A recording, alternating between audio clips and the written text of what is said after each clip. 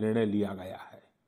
स्वयं सहायता समूहों से जुड़ी लगभग 7 करोड़ बहनों को भी अब ज्यादा वित्तीय सहायता दी जा रही है। हाल में ही स्वयं सहायता समूहों के लिए बिना गारंटी के ऋण को 10 लाख से बढ़ाकर 2 गुना यानी 20 लाख कर दिया गया है। आदिवासी बच्चों की शिक्षा को ध्यान में रखते हुए देश में 450 से ज्यादा नए एकलव्य मॉडल रेसिडेंशियल स्कूलों के निर्माण का अभियान शुरू किया गया है।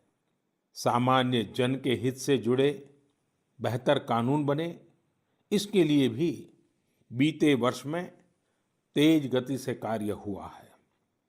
हमारी संसद ने अपने कामकाज से दशकों पुराना रिकॉर्ड तोड़ दिया है। इसी का परिणाम है कि चाहे कंज्यूमर प्रोटेक्शन एक्ट हो, चिट फंड कानून में संशोधन हो, दिव्यांगों, महिलाओं और बच्चों को अधिक सुरक्षा देने वाले कानून हो, ये सब तेजी से बन पाए हैं। सरकार की नीतियां और निर्णयों की वजह से शहरों और गांवों के बीच जो खाई है वो कम हो रही है।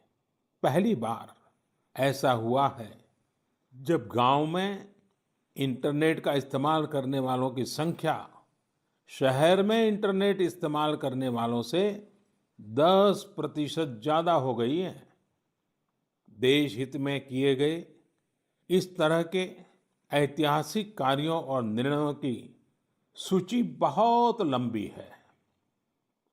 इस पत्र में सभी को विस्तार से बता पाना संभव नहीं, लेकिन मैं इतना अवश्य कहूंगा कि 1 साल के कार्यकाल के प्रत्येक दिन 24 घंटे पूरी सजगता से काम हुआ है, संवेदनशीलता से काम हुआ है, निर्णय लिए गए हैं।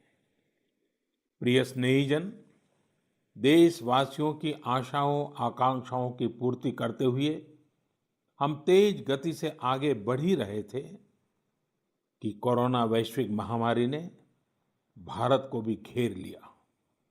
एक और जहां अत्याधुनिक स्वास्थ्य सेवाओं और विशाल अर्थव्यवस्था वाली विश्व की बड़ी-बड़ी महाशक्तियां हैं, वहीं दूसरी ओर इतनी बड़ी आबादी और अनेक चुनौतियों से घिरा हमारा भारत है।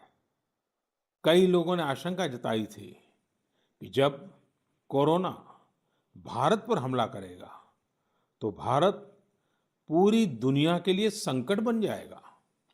लेकिन आज सभी देशवासियों ने भारत को देखने का नजरिया बदलकर रख दिया है। आपने ये सिद्ध करके दिखाया है कि विश्व के सामर्थ्यवान और संपन्न देशों की तुलना में भी भारतवासियों का सामूहिक सामर्थ्य और क्षमता अभूतपूर्व है। ताली थाली बजाने और दिया जलाने से लेकर भारत की सेनाओं द्वारा कोरोना वॉरियर्स का सम्मान हो, जनता कर्फ्यू या देशव्यापी लॉकडाउन के दौरान नियमों का निष्ठा से पालन हो, हर अवसर पर आपने ये दिखाया है कि एक भारत ही श्रेष्ठ भारत की गारंटी है।